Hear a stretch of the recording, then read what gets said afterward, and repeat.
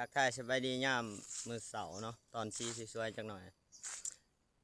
ยินดีตอนรับเขาสู่สองเบาเขียนคนหากินคือเก่ามื้อนี้ก็เดี๋ยวเบาเขียนก็สิพาทุกคนไปหากินเนาะหาเก็บดอกกระเจียวบ่หรือว่าพุดแมงขนุนเนาะหาไปเรื่อยๆแต่ว่าเฮาเห็นหยังเฮาก็เอานั่นเนาะทุกคนเนาะก็ตามภาษามื้อนี้ก็เฮาก็อยู่เที่ยงนาเฮาเองเนาะอยู่หน้าคือหน้าเบาเขียนนั่นแหละทุกคนเฮาก็จะไปหากินพุ่นแหละเลาะป่าตามใจตีนผู้พุ่นแหละเนาะทุกคนเพราะมันสิมีดอกกระเจียวเนี่ยพุดแมงขนุนไปนำแหละหาซองเบิ่งเผิงไปนำเนาะทุกคนแต่ว่าเห็นหยังเฮาก็เอานั่นเนาะทุกคนเนาะวันนี้เฮาก็ไป2 คนกับแม่คำเดชเนาะทุกคนเนาะครับนั่นแหละผู้เก่าผู้เดิมแม่คำเนาะทุกคนแต่ว่าช่วงนี้นายผ่านก็บ่เขียนก็บ่ได้ลงคลิปมาโดนเติบแหละได้ลงไว้แต่4 คลิปเท่านั้นแหละทุกคนก็ขอโทษขออภัยนำ FC หรือว่าสิอยู่ในประเทศหรือต่างประเทศก็ตามเนาะเพราะว่าบ่เขียนก็บ่ค่อยมีเวลาเนี่ยนะทุกคนเพราะว่าช่วงนี้มันก็ยามให้ยามหน้าเอาก็เกียมสิลงหน้าเนาะทุกคนไปบ่ลายใหญ่ห่างมันสิสวยเนาะทุกคนก่อนมันสิแดดเฮาจะพาไปหากินพุ่นละกินผู้พุ่นละทุกคนไปนำบ่เขียนทุกคนตอนนี้ก็บ่าวเขียนได้มาฮอดป่าพิธีหอยเนาะก็ยังบ่ใกล้นะทุกคนครับผู้เนาะจ้ะผมบ่แค่ว่ามงว่าจะขึ้นพักผู้ไปหาเบิ่งดอกกระเจียวเนาะคนว่าสิพาไปเก็บดอกกระเจียวเนี่ยแล้วก็หาเบิ่งเฮ็ดเพิ่นว่าเฮ็ดออกนะทุกคนมาสิเบิ่งเฮ็ดเพาะเฮ็ดยังแหละนี่ยินเอาเพิ่นว่าเฮ็ดออกเนาะเบิ่งเฮ็ดปวกไปนำตอนนี้ก็เฮาก็สิเลาะป่าไปเรื่อยๆเนาะทุกคนก็ขุดแมงขนุนเนาะเลาะเบิ่งแมงขนุนไปนำแล้วก็เลาะขึ้นไปจ่ายผู้ก็ยังบ่ใกล้ไปได้ดอกทุกคนเพราะมันก็บ่ลองบ่ไกลไปได้กับหน้าบอกแค่เองเนาะทุกคนตอนนี้ก็แม่คำเดชเพิ่นยังขุดแมงขนุนอยู่ทุกคนหาแม่คำเดชเลยเนาะเพิ่นขุดแมงขนุนจะได้บ่ล่ะเนาะทุกคนเราเพิ่นได้ตัวหนึ่งเพิ่นขุดนี่โอ้ยเนาะมีตัวเดียวเนาะนี่ประมาณนี้ทุกคนแมงขนุนเฮาขุดมันก็จะเสียมจะถือมันแน่จักหน่อยเนาะทุกคนเนาะทั้งแม่คำเดชเพิ่นก็เห็นอยู่แล้วเนาะทุกคนเพิ่นกำลังขุดบ่เบิ่งควายนี่สิได้จักโตปกติเพิ่นสอนกันได้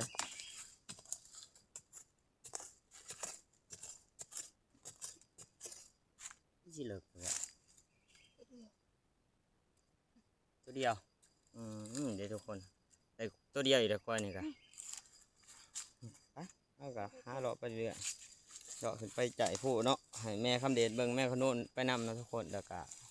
ทางประเภทเองก็สิช่องเบิ่งเพิ่งไปนำนะทุกคนตอนนี้ก็พออีกแล้วควายหนึ่งเนาะทุกคนก็จะให้แม่คำเดชพูดเพราะว่าโอเคมันก็บ่ได้ถือเสียมเนาะมีแต่คนถือคนเดียวเนาะทุกคนอาจสิเปลี่ยนกันขุดไปเรื่อยๆแหละเจ้าไฟคนจ้ากันก็จะว่าขอลายเนาะ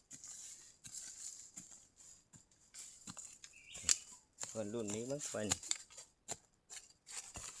มีหักไม้ลาย ธรรมดาแล้วเนาะอยู่ป่าแต่ตัวนึงอยู่เลยจกเบิ่งอยู่บ้างเถื่อมี2 ตัวอันนี้แต่แม่ขนุนเขาก็จะจกเบิ่งเรื่อยๆเนาะทุกคนเนาะมีตัวเดียวเนาะ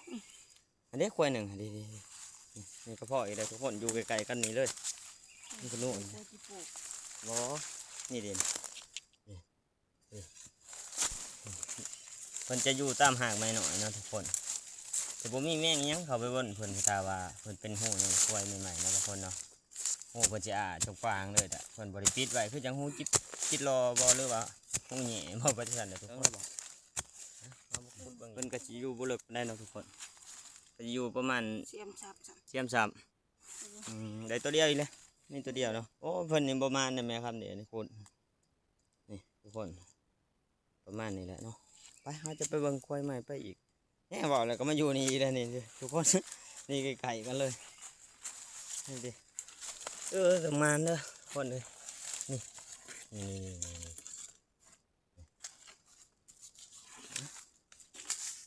แม่คำเด็ดพุทธคือเก่าทุกคนเลย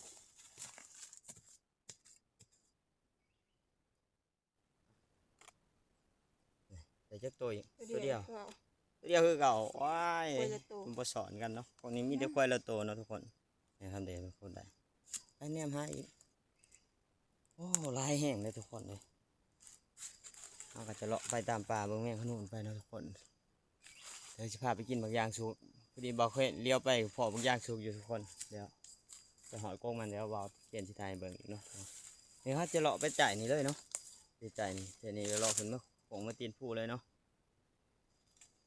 เดี๋ยวป่าเนาะทุกคนบางอย่างนี่เขาก็ได้แมงขนุนมา3-4ตัวคนอยู่ติดกันเลยได้ว่ามันอยู่บริห่างกันพอดีเนาะทุกคนอยู่ไกลๆกันตามกล้องมาหน่อยเห็นนี่แล้วบ่ในคำเดีเพื่อนก็ได้เห็นนี่แหละทุกคนทางหลังแบบเห็นนี่มันก็อยู่บริใกล้กันเลยทุกคนอยู่ใกล้ๆกันหนึ่งบางหูมันก็จะสอนกันนะทุกคนบางหูก็จะมีซาบ่เพียนเคยขุดเนาะจะมี2-3ขึ้นเมื่อเนาะทุกคน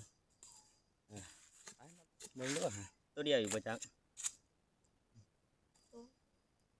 แม่คำเดชว่าซองทุกคนเลย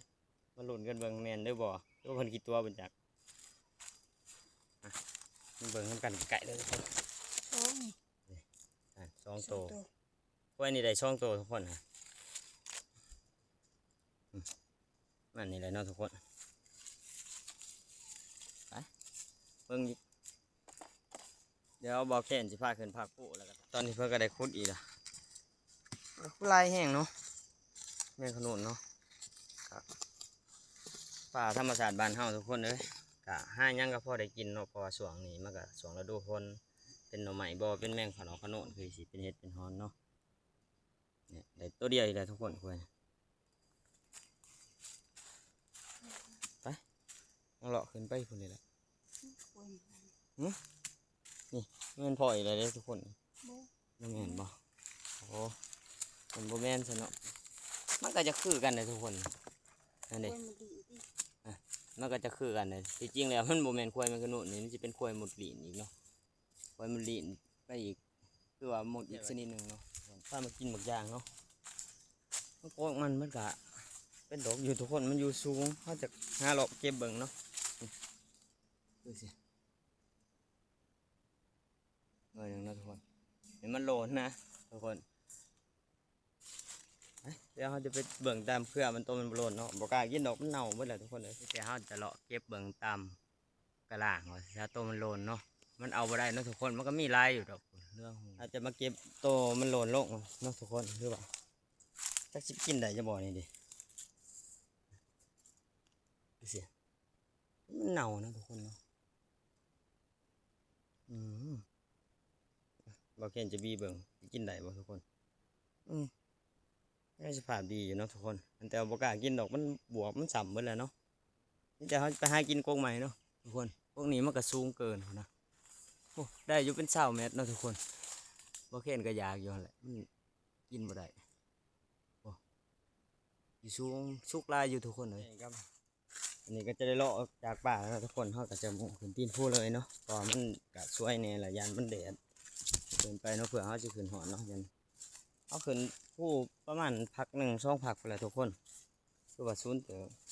นี่ไปนำทางเขาก็พอเนี่ยพ่อแม่ขนุนอีกคนเลยพ่อแม่ขนุนกับทางลายแห้งนะทุกคนโมเมนว่ามันมีคนขุดเลยทุกคนมันก็มีหลายคนขุดอยู่คนก็ขุดไปไม่กันนะทุกคนแต่ว่ามันก็ยังมีลายโตเนาะมันจะว่ามีแต่เฮาผู้เดียวเนาะ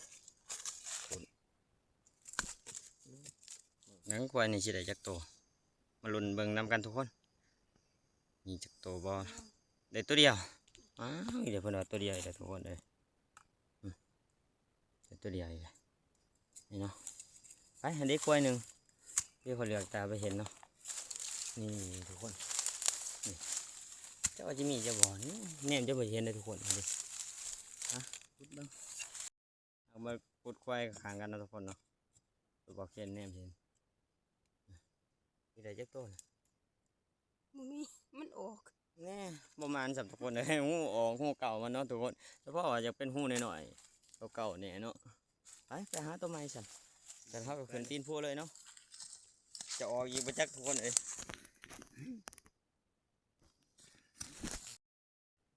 ได้ปะได้ตัวเดียวอีกแล้ว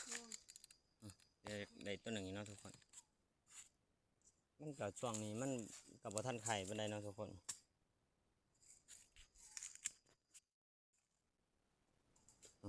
ทุกคนได้ตัวเดียวเนี่ย สองควายสองตัวหมูหนึ่งตัวนั่นบ่เขียนแท้นั่นมันบ่มีใช่เนาะไปทุกคนฮอกเลาะขึ้นปูเลยพุ่นแหละมองมันเลยตอนนี้ก็เปลี่ยนจากเมียนะครับบ่าวเขียนสิพูดเองลองเบิ่งเนาะว่าไผสิมานกว่ากันเนาะทุกคนว่าบ่าวเขียนกับเมียเนาะ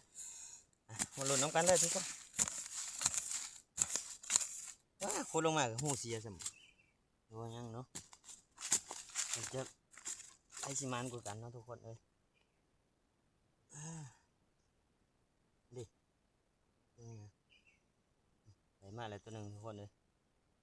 นี่เบิ่งอีกว่าเดินเพิ่นสอนช่องเนาะ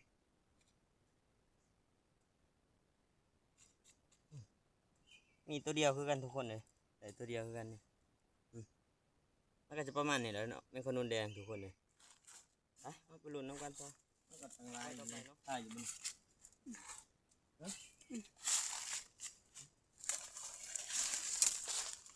ที่มันจะคอยเห็นเนาะทุกคน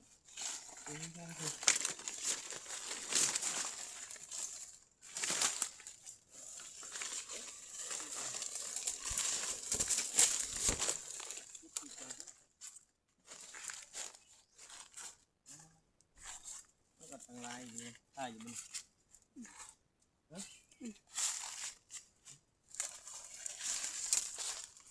ที่มันจะคอยเห็นเนาะทุกคน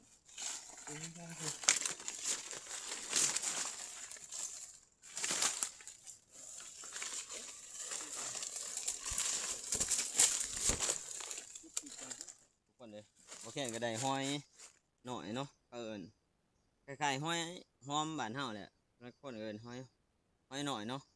แต่ว่ามันคือห้อยปากแดงอะไรทุกคนมันมาหลุดอีกอย่าได้ตัวเดียวเนาะทุกคนพวกหน่อยเนี่ยไหนเพื่อนร้ายก็มีแต่ตัวเดียวเนาะปกติมันจะสอนคือว่ามันทันไข่เนาะเราหอนเราดูคนสอน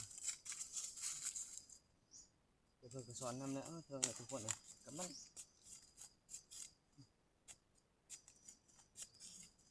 อะไรเดี๋ยวเพิ่งก่อนนี่ตัวเดียวนะทุกคนประมาณนี้แหละเนาะไปรุ่นอีกขั้วต่อไปวันนี้บอกเพียนเนี่ยประมาณนี้เลยเนาะนี่แสดงวันนี้อีกชนิดหนึ่งเนาะทุกคนทางบ้านบอกเพียนเอิญนะจะเอิญเฮ็ดเพิงข้าวเจ้านะประมาณนี้แหละทุกคนมันจะมีเพิ่นเจอเอิญเพิ่นจะพาเอิญแบบเฮ็ดเพิงข้าวเหนียวข้าวเจ้านี่แหละประมาณมันจะได้เคลียร์หาเบิ่งหมูมันต่อนะทุกคนว่าที่มันจะมีดอกเดียวเนาะป่าบักใหญ่มันจะแนมหาเบิ่งหมูมันนะครับคนก็เห็นดอกเดียวว่าเป็นใดๆบ่เนาะปกติก็ออกเป็นหมูเนาะเห็นบ่ออกดอกเดียวทุกคนเฮ็ดเพิงนี่อีกคือชนิดหนึ่งเนาะทุกคนเนาะยันว่ามันบ่ออกบ่หลายเขาก็จะมาขุดก้อยตัวใกล้ๆกันเนาะตัวบ่อเพนเห็นอะไรทุกคนมันก็จะอยู่บ่ใกล้กันไปเลยอยู่ใกล้ๆกันแหละทุกคนนั่นดิถ้าเข้าบ่ขุดมือว่านนี่เนาะมันก็จะลายกว่านี้ทุกคนจะนี้ซ้ำขนาดหมูขุดว่านนะทุกคนแต่ยังว่ามีลายกันบ่เพี้ยนมากกว่าท่านเขาทุกคนนี่จะโตควรนี่กันครับเราไปจับบัวเนาะเห็นแล้วตัวหนึ่งนะคนนี่ตัวเดียวคือเก่าทุกคนเลยมาดอนเนี่ยมาคอยสอนกันนะทุกคนประมาณนี้แหละไปเราก็จะขึ้นตีนผู้เลยนะทุกคนพักผู้ไปเบิ่งดอกกระเจียน้ำกันทุกคนไปพอกันอยู่พักผู้ทุกคนไปเบิ่งน้ำกันทุกคนเทิงแล้วบ่เทิงไหวเนาะไปทุกคนเขาก็จะดอกแต่ป้าแล้วเขาจะมุ่งขึ้นไปพักผู้เนาะเก็บดอกกระเจียวน้ำกันทุกคนน้ำกันทุกคนมีนังตะ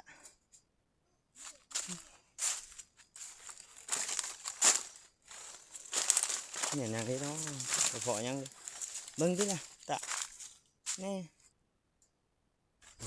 เป็นเราคืนก๊กใหม่ก็ไม่ได้หรอกทุกคนเลยสูงก็หล่อเนาะก็ได้ตอนนี้เขาก็ย่างมาทางพอดีเห็นเห็ดผึ่งที่เก่านะทุกคนดอกงาม เลยตะมุตะมิงามแห้งเลยทุกคนไปหาเบิ่งหมูมันอยู่วะเฮ็ดเพิงแบบเก่าเลยทุกคนได้เห็นอีกเลยทุกคนแม่เขาได้เห็นอีกเลยไปเอาไปเบิ่งต้นกินเท่าเลยบ่ย่างที่นี่กินได้เลยนี่แม่คำเด็ดว่ามันเท่าแล้วทุกคนที่จริงแล้วย่างเลยนี่มันพอดีกินแซ่บทุกคนเลยออกปักแง่มันงามครับไปหาเบิ่งอีกหมูอย่าหาเบิ่งเอาจะเลาะเบิ่งหมูไปอีกเนาะทุกคนเนาะในเมื่อเขาเลาะมันหาหมูมันบ่เห็นเนาะทุกคนก็สิได้ประมาณนี้แหละบ่หลายดอกเนาะเพิ่นออกหมูบ่ใหญ่ทุกคนเพราะว่าเพิ่นแต่ละหอนฤดูเนาะก็ว่าได้อันนี้แต่ดอกงามเลยทุกคนพี่ดอกว่าแกงเนาะทุกคนยี่แซ่บประมาณนั้นน้ำลายแตกเลยทุกคนอยากเลยเนาะเขาก็จะได้อยู่วัน3 ดอกฮะ4 ดอกตอนนี้เขาก็ได้มาหอดไก่ผักพูแล้วเนาะทุกคนเดี๋ยวยังอีกบ่ไก่เนาะทุกคนแต่ว่าต้นนี้บ่าวเคนเองก็ได้สังเกตเห็นแม่เพิ่งบินเนาะทุกคนเนาะแต่ว่าบ่าวเคนจะไปเลาะเบิ่งตามใจนี่เนาะได้เดี๋ยวบ่าวเคนเลาะแล้วก็เลาะขึ้นไปผักพูเลยนะทุกคนจะไปเลาะเบิ่งเพิ่งเพราะเห็นแม่มันบินออกมาจากตรงนี้นะทุกคนตัวนี้มันตอมดอกไม้เนาะเราจะไปเบิ่งน้ำกันนะทุกคนไปดูน้ำกันว่าจะมีหรือบ่เนาะเพิ่นสิอยู่ใส่ยันแต่ว่าเพิ่นแนมหาเพิ่นบ่เห็นนะทุกคนเพราะมันป่าใหม่ใหญ่เนาะมันก็น่าอยู่ดีนะเพราะมันเป็นห่มเย็นเนาะมันก็จะแนมไปเรื่อยๆทุกคนเบิ่งไปเรื่อย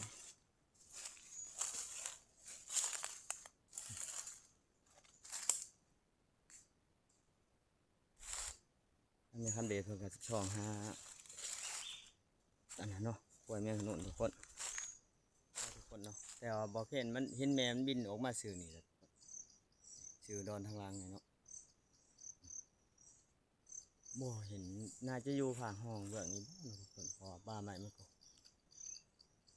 เอาไปเบิ่งอีกผ่าห้องเบื้องนี้ทุกคนเดาะไปเรามาพอดีมาพอจุดจีอยู่ในดอกกระบุกทุกคนเลยเนาะเห็นอยู่บ่เด้เจ้าจุดจีนี่จุดจียังเนาะทุกคนแต่ว่ากินได้หรือบ่ก็บ่ฮู้เนาะบ่เคยก็บ่เคยกินเนาะทุกคนแต่เพิ่นอยู่ในดอกขมุกเนาะคือดินี่ดิประมาณนี้แหละตัวกินได้บ่ทุกคนเลยพอดีแม่คำเดชเห็นเนาะพอดีเพิ่นเอิ้นมาเบิ่งเนาะบ่เพิ่นก็เพิ่งเห็นครั้งแรกเลยทุกคนเห็นมันจะอยู่ในดอกขมุกเนาะบ่เพิ่นก็บ่เคยเห็นก็เคยเห็นอยู่ดอกแต่มันก็บ่หลายปานนี้นะทุกคนเบิ่งซะกันในทุกคนเนาะกินได้หรือบ่เนาะมินมาบอกในเด้อทุกคนเลยถ้ากินได้หรือบ่ได้ก็ตายเห็นลงจนบึด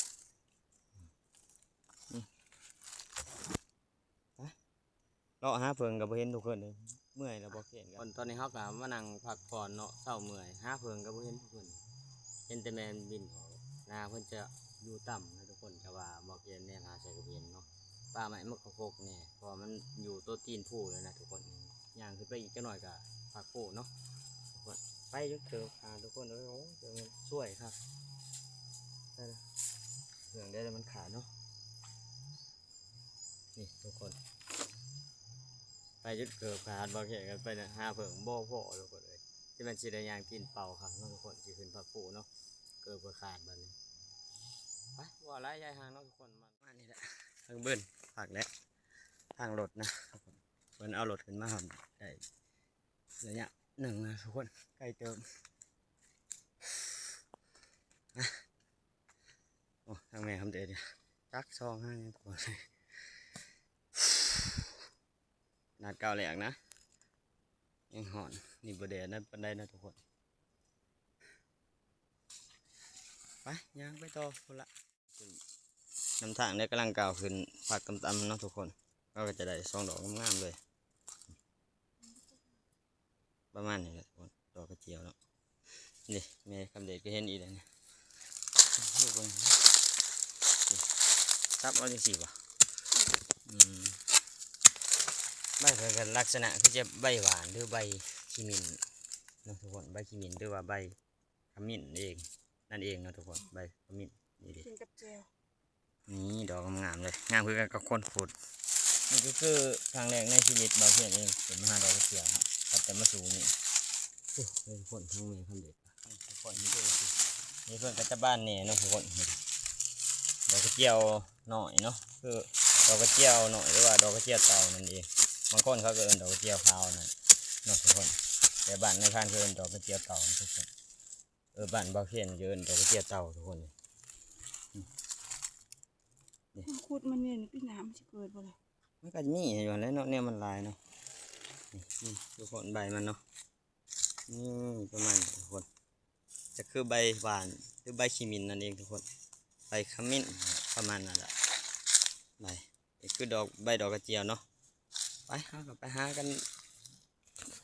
อีกทุกคนเรื่อยๆจนกลัวเขาจะหอดบอลเขาลงไปแล้วถึงไปบอลโอ้เลยทุกคนมันถึงอีกมันมีอยู่กับบ่อไร่เนาะทุกคนเนาะก็พอได้กินผัดถาเขาสิหากันไปเบิ่งน้ำกันอยู่ถึงทุกคนยับขึ้นไปเรื่อยๆเนาะทุกคนทำเด็ดพวกก็จะจ่อมองข้างหลังจ้ะจะได้ดอกกระเจียวจะดอกระบุตามทางเขาเลาะขึ้นไปทุกคนมันก็จะเห็นไปเรื่อยๆเนาะตัวหนึ่งก็เป็นห่อใบไว้อย่างที่นี้คือบ่ทันเป็นดอกทุกคนท่านละออกดอกออกผลเนาะนี่คือปลาดอกกระเจียวทุกคนโอ้นี่ทำเด็ดไปครับไปเบิ่งตัวมันออกดอกกันนะทุกคนนี่ถ้าเพิ่นออกดอกเพิ่นจะเป็นลักษณะนี้นะทุกคนเพิ่นก็จะพื้อออกอันนี้นี่กินแสบเลยทุกคนมันก็มีลายอยู่ทุกคนแต่ว่ามันยังบ่ทันเป็นดอกเนาะเป็นยังห่อใบไว้อยู่เขาก็จะเลาะไปห้ามเลยนี่ดูทุกคนนี่ผมดูพื้นท้องเบิ่งดอกนี่มันคือใบเราก็เป็นดอกเนาะนี่สิเด็ก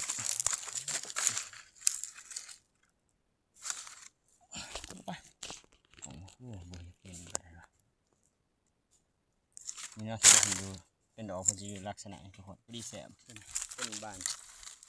ถึงกันว่าอยากเถาไปพุ่นแหละนี่เนาะทุกคนตัวนี้เบาเพียนจะเบาเนาะเพิ่นจะบานเกินไปแหละมันกินกระไดอยู่ดอกแต่มันบ่แสบนะทุกคนเอามาหากันดอกจุ่มๆดีกว่านี่ทุกคนนี่เรียงงามเลยเอาเทียมมาขุดเอาไปเทียมจะเทียมสับเอาตัวสองดอกมันดึงบ่ได้ทุกคนถ้าดึงมันก็จะขาดทีมเลยคือบ่เพียนเล่นให้เบิ่งจนได้ฮะให้เบิ่งได้เบิ่งตัวงามบ่นี่งามเลยเนาะขอทุกคนมันจะได้งามๆเลยนี่กำลังฝือใบนี่มะขุดนี่นะครับอันนี้เฮ้ยเทียมมะขุดเอานี่เห็นป่ะแม่เดี๋ยวจะเทียมสับเอานะทุกคนให้ทำเดี๋ยวป้าไม่กันมันก็จะหงนี่อันท้าภาพบริษัทเจนก็ขอโทษขออภัยด้วยทุกคนเดี๋ยวทางจะประมาณนี้ทุกคน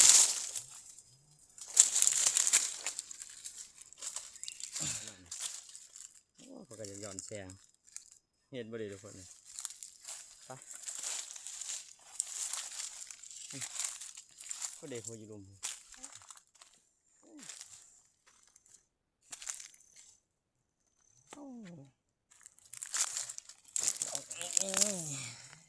จับเองดีงามเลย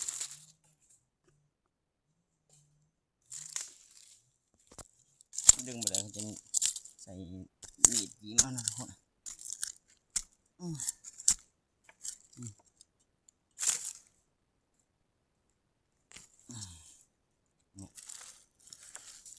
ประมาณนี้ครับเนี่ยคำเด็ดก้าวสนานเลยทั้งเถิงนี่เข้ามาเบิ่งกันดอกซองกบเนาะ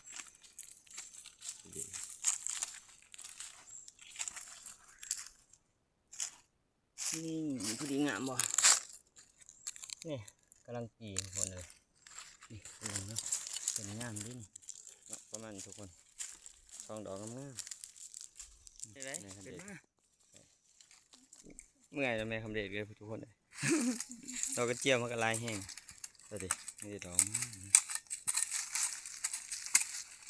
ทำมาเบิ่งทางนี้ได้ ทำ ฮะนี่ดิขึ้นนี่ดิตัวนี้ยังไม่ทันได้ออกดอกเนาะทุกคนนี่ทุกคนตอนนี้เบาเข้มก็จะมาเปรียบเทียบทุกคนเบิ่งเนาะลักษณะมันเป็นดอกกับท่านเป็นเนาะทุกคนนี่ถ้าเป็นถ้าเพิ่นเป็นดอกเนาะทุกคนเพิ่นก็จะแบใบออกจังซี่ประมาณนี้แหละนี่เนาะนี่คือว่าเพิ่นออกดอกแล้วถ้าเพิ่นแบใบออกเนาะทุกคนถ้าเพิ่นบ่ทันออกดอกเพิ่นจะเป็นใบแบบห่อไว้จังซี่แหละทุกคนนี่ประมาณนี้เพิ่นจะห่อไว้เนาะถ้าเพิ่นบ่ทันออกดอกเนาะคือใบเพิ่นก็ต่างกันทุกคนเกินดอกกระเจียวหน่อยมันบ่แม่นดอกกระเจียวแดงนะทุกคนเพราะว่าดอกกระเจียวแดงมันก็มีอยู่ดอกแต่ว่าจะบ่หลายเท่าดอกกระเจียวขาวนะทุกคนเดี๋ยวเบาเขียนจะไปเปรียบเทียบให้เบิ่งโตเพิ่นเกิดขึ้นมาอยู่ในดินแล้วเนาะทุกคนจังสิเข้าใจง่ายเนาะได้ประมาณนี้เนาะทุกคนเนาะเอาขึ้นขนุนแหละเดี๋ยวมันจะได้หลายเติบแล้วเนาะทุกคนบัดนี้เราจะขึ้นไปขนุนที่ช่องอีกเนาะที่นายพรานบอกว่าทางหลังที่เบาเขียนบอกว่าทางหลังเนาะนี่เขาจะขึ้นนู่นขึ้นไปอีกเนาะทุกคนเขาก็จะเลาะลงมาเลยทางหน้าเบาเขียนเองพุ่นละไปจะได้กับติดตามสิเป็นจะได้ก็ติดตามตอนต่อไปเนาะทุกคนเดี๋ยวเบาเขียนอัปเดตให้เบิ่งเป็นขั้นตอนเนาะ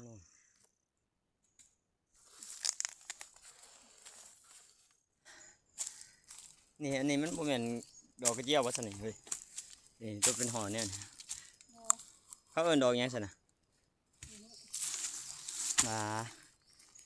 เห็นว่าเนี่ยว่าสิแม่นต้นดอกกระเจียวบ่แม่นเด้อทุกคนนี่เพิ่นจะเอิ้นหยังถามแม่คำเดชเพิ่นก็บ่ฮู้เนาะมันบ่แม่นเด้อทุกคนมันคนละชนิดกันเนาะนี่เป็นจังซี่บ่แม่นใบดอกกระเจียวทุกคนนี่ถ้าดอกกระเจียวของแท้นี่มันจะอยู่จังซี่นี่เนาะทุกคนเพิ่นกำลังจ่อดอกเนาะทุกคนถ้าจะบ่เอาเนาะอาจจะปลาเพิ่นใหญ่กว่าเลาะไปขึ้นไปหาทางแม่คำเดชไปแล้วทุกคนขึ้นถึงนู่นไปเรื่อย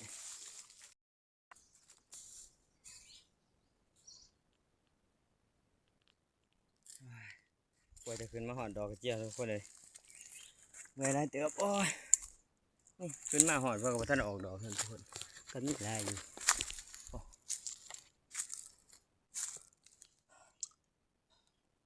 มันจะถ้าเราออกดอกนะทุกคนโอ้ยอยู่พุ่นก็จะมีอยู่ช่วยไล่แต่เพิ่นกับท่านเราออกดอกเนาะแต่ว่าสินเรียกว่าอีกประมาณ4-5 มื้อหรืออาทิตย์หนึ่งเนาะทุกคนก็เพิ่นก็จะออกดอกไล่กว่านี้นะทุกคนนี่บอกเขียนผ้าขึ้นมาเบิ่งก่อนนะทุกคนว่ามันจะมีน้อยหรือหลาย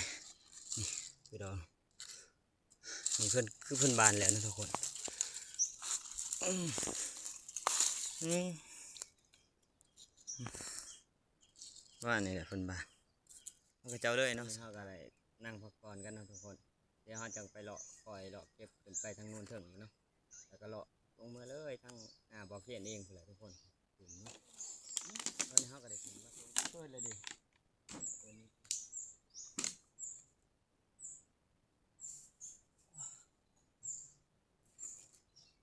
นักขี่หินไม่ทงเลยเล่นถือมาไม่จะได้ยิงหมกยิงหินนำ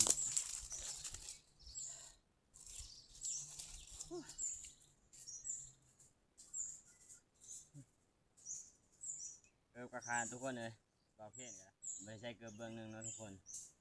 ย่างตามผักผู้ จากหลาย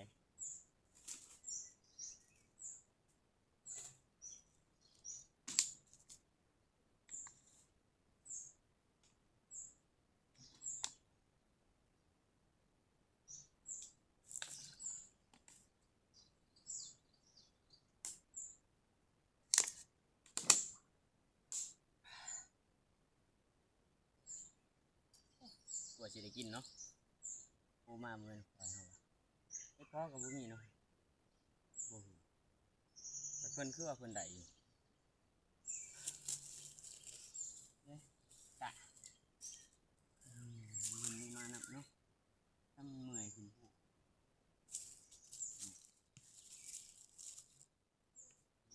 มาพ่อมาทุกคนเลยทางมันเมื่อยจะปากเด้อ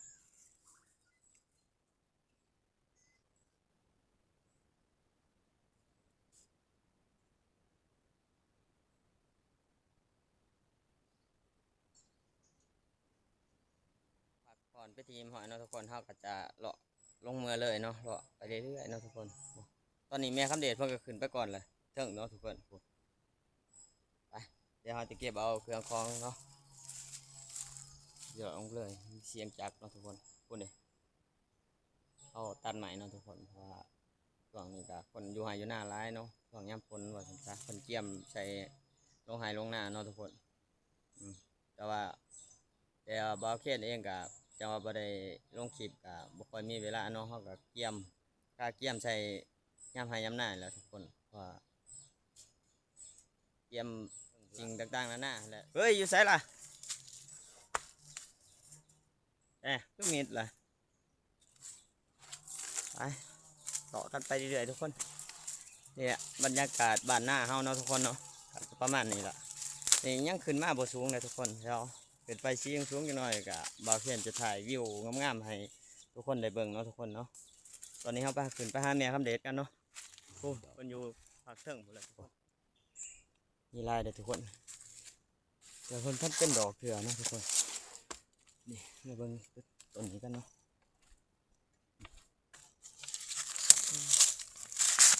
นี่มันกำลังจี้เนาะทุกคนเนาะ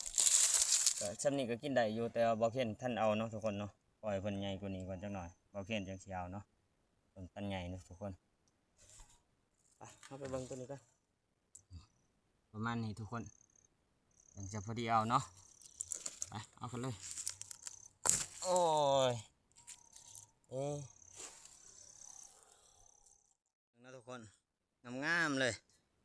โอ้อันนี้ไปทางพุ่นก็เป็นผู้อีกหน่วยหนึ่งนะทุกคนเขาเอ่นว่าผู้ทั้งผากพุ่นแหละถักผู้คล้องบริผู้หยังแหละทุกคน แต่ว่ามันเป็นเขตทั้งคล้องทั้งนั้นพุ่นแหละทั้งกระอากพุ่นแหละเพิ่นว่าเนาะทุกคนตอนนี้เขาก็อยู่ผู้คนละหน่วยกันเนาะนี่คือผู้ที่เบาเคียนอยู่นี่ก็จะคืออีกคือหน่วยหนึ่งเนาะทุกคนอยู่ข้างนั้นก็หน่วยหนึ่งอีกแต่บ้านของเบาเคียนจะอยู่ตรงกลางผู้เนาะทุกคนผู้จะคันไว้ประมาณนั้นแหละทุกคนทีทีเขาเนี่ยเพ้นที่ล้างข้าวของเขาหน่อยๆหันน่าจะเป็นบ้านคำเตยเนาะทุกคนของหน้าเบาเคียนอยู่นั่นเองทุกคนแต่ลุมขึ้นมาอีกขนนหนึ่งเนาะทุกคนมันกะจะบ่มีอันนี้ปันไดทุกคนจะเป็นมินดอกกระเจียวปันไดเนาะบ่ค่อยเห็นป่าอย่างเจียวเลยทุกคนคือบ่าวเพียนถ่ายเบิ่งเนาะเขาก็จะได้ยับลงแล้วก็เลาะลงไปเรื่อยๆเนาะทุกคนเพราะแถวนี้บ่ค่อยมีเนาะเพิ่งเราบ่ได้เก็บดอกเจียวเห็นกะซุ่มเพิ่นบ่ได้ค่อยเป็นดอกบ่ไหนเห็นอยู่มันก็จะบ่หลายเนาะก็คือตอนเบาเพียนขึ้นมาแรกๆทุกคนใช่แล้วแม่คำเด็ดเฮ้ยห่วยดูพี่บ่ดอกเนาะไปเลาะลงไปอีกกะบ่ค่อยมีลายไปได้ทุกคนเลยผักเถิงไปที่เดี๋ยวบ่เพียนสิยับลงมาลุมแล้วก็เลาะไปเลยเนาะทุกคนคือสิแหละเพิ่นก็บ่ทันค่อยเป็นดอกเนาะนี่ห่างๆเลยทุกคนขึ้นมาสูงซื่อๆทุกคนเลยกะบ่เป็นหยังเนาะกะเพื่อทุกคนอยู่แล้วเนาะดอกนี้งามแฮงดอกนี้งามแฮงทุกคนเลยนี่มาดึงเอากันเลยอึ๊บเปลี่ยนดึงเอาเลยเบิ่งอีกคนยังเห็นอยู่เนาะแม่คำเดชเพิ่นก็จะดึงเอาไปเรื่อยๆทุกคนตามใจลุมเนาะไปเดี๋ยวคอยเลาะไปทางฝุ่นเด้อนี่บ่ล่ะ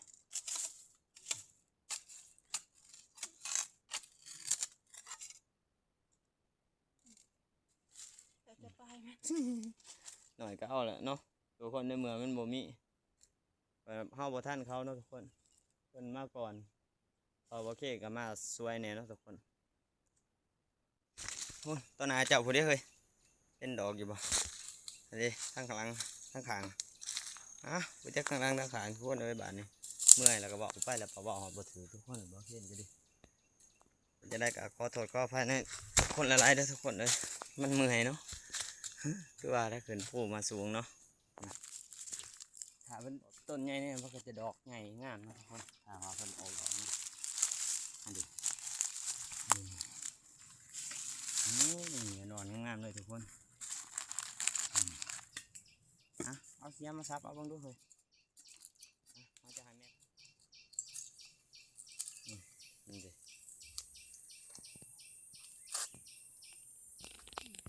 ได้งามครับดอกนี้ทุกคนเลย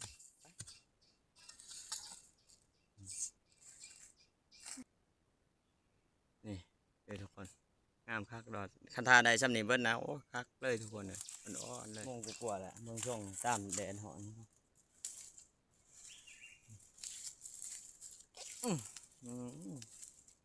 ทุกคนงามครับไปเราลงไปเลยโอ้น้ำเอาบาเคนก็เกิดขาดเบื้องหนึ่งทุกคนเลยได้ใส่เบื้องหนึ่งบ่ได้ใส่เบื้องหนึ่งทุกคนจนพอกล้วยแมงขนุนเนาะทุกคนเอาเห็นยังเขากับเจ้าน่ะเนาะเห็นแมงขนุนเขากับเจ้าแมงขนุนเนาะทุกคนได้ตัวหนึ่งเนาะไปเลาะลงเรื่อยๆเขาถ้าลงเมื่อเขาก็จะได้ขุดแมงขนุนลงมานำเนาะทุกคนนี่ได้ถึงแล้วบ่หรือว่าเป็นโคนอย่างนั้นเนาะได้แล้วบ่มียักษ์ตัวเดียวนี่บ่แมงขนุนแดงคือเก่านะทุกคนอยู่สอนกันไปจ้ะ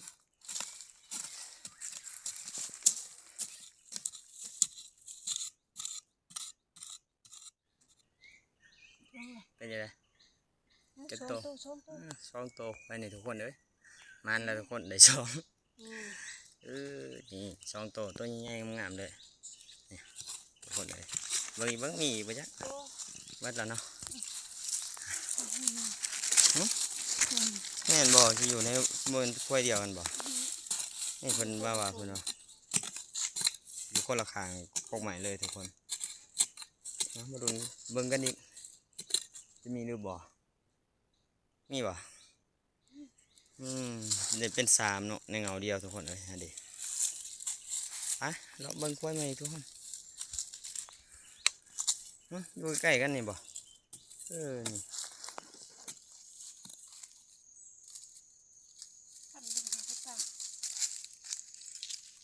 บ้านแปลงแซงเลยดอกกระเทียมถ้าเป็นบ้านเท่ๆก็งามเนาะทุกคน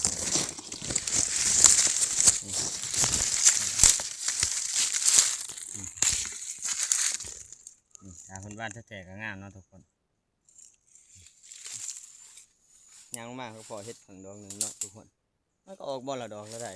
ที่ออกเป็นหมูเพิ่นได้เห็นแต่เพิ่นได้เนาะมันโพสต์ลงใน Facebook หรือว่าอย่างต่างๆเนาะทุกคนแต่ว่าในบ้านเองก็หาชุดความสามารถบ่มีเนาะแต่ว่าเพิ่งเฮากันแนมหาอยู่ทุกคนเราบ่ค่อยเห็นเนาะมันก็บ่ค่อยอยู่ปานใดตามภาคภูเนาะบ่คือหันดูปลาหลาบๆเนาะหรือว่าดินเพียงหรือว่าคันว่าเป็นผู้ก็สิอยู่ลังผู้ขึ้นไปเนาะนี่เฮาก็ลงมาหอดดินเพียงไปเทียมหอยเนาะทุกคนเนาะก็เมื่อเที่ยงเฮาเนาะทุกคนจังได๋ก็กินข้าวเที่ยงนำกันแหละทุกคนมื้อนี้ไปพอกันอยู่เที่ยงบ่อเขียนอีกเทื่อนึงเนาะตอนนี้บ่อเขียนก็มาหอดเที่ยงหน้าไปเทียมหอยแล้วเนาะทุกคนก็เฮาก็จะมาเบิ่งของที่เฮาไปได้เนาะว่าจะได้น้อยหรือหลายก็มาเบิ่งนำกันทุกคนเมื่อยขนาดทุกคนดีแต่ว่ามันบ่ได้ไปได้น้ำเหมือนทุกคนมันจะของที่เฮาหาบ่ได้เนาะทุกคนดอกกระเจียวก็สิประมาณนี้แหละมันจะได้บ่หลายเนาะทุกคนเฮาก็ไปบ่ทันเขาเนาะแม่งขนุนก็จะประมาณนี้เด็ดก็ได้คือ3-4 ดอกทุกคนเด้อกินข้าวนำกันทุกคนทุกคนเฮาก็จะมาเบิ่งแม่คันเดชเพิ่นแต่งกินเนาะอาจจะ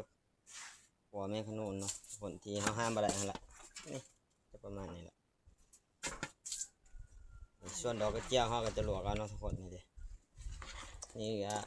เอาก็จะแบ่งกินกับมันกับจำนวนหนึ่งเนาะทุกคนแต่อีกจำนวนหนึ่งเขาก็จะแบ่งไว้กินตอนแรกหรือว่ามื้ออื่นเช้าเนาะทุกคนไปตามเบิ่งเพิ่นขัวเนาะทุกคนจะมาขัวแม่ขนุนทุกคนเตรียมพร้อมกินข้าวเที่ยงกันนะทุกคนยังดอกกระเจียวเนาะเขาตันลวกเนาะทุกคนเนาะเดี๋ยวรอแม่ทำเด็ดจะข่าวเนาะทุกคนตอนนี้ก็เนี่ยกินเฮาก็เดี๋ยวนี่เนี่ยกินเฮาทุกคนก็จะมีดอก อีกแล้ว กระเจียวเนี่ยเนาะหอมแมงขนุนตำแจ่วทุกคน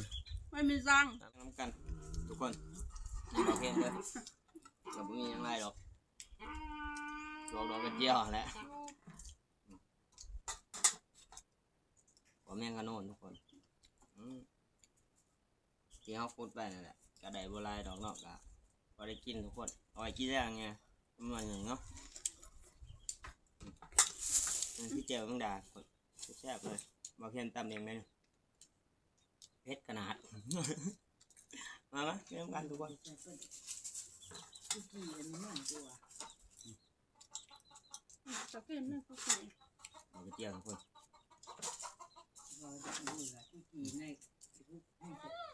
อืมแบบ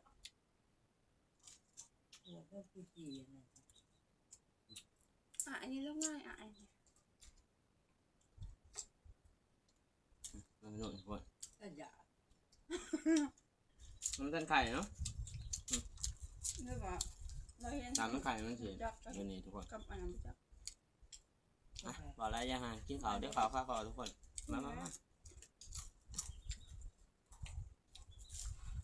แล้วก็อยู่นู่นละ ง่าย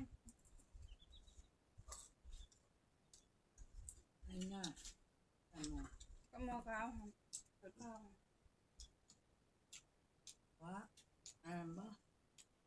มันคืออาหารประจำของบ่อเขตนะ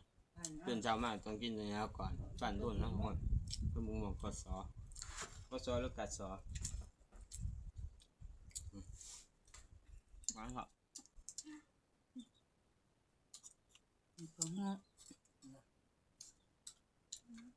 กินแบบง่ายเนาะทุกคนอาหารบ้านเฮาเองอาหารตามฤดูกาลเนาะ มาหน่อยกินไปละเพราะมันหน่อย แล้วไม่รู้จับแจวของหมองสุกทุกคนเลยเป็นไปแล้วทุกคน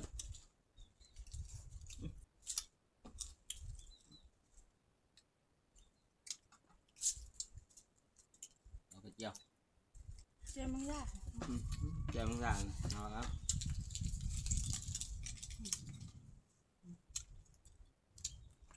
มาอันนี้บ่พ้น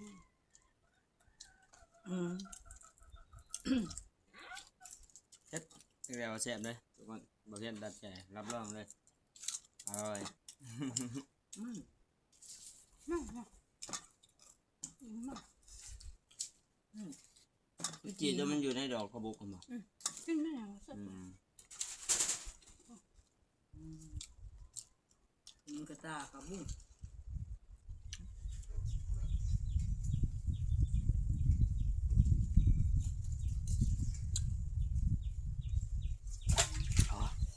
เจียวมันได้เสร็จแล้วทุกคนว้ายเผ็ด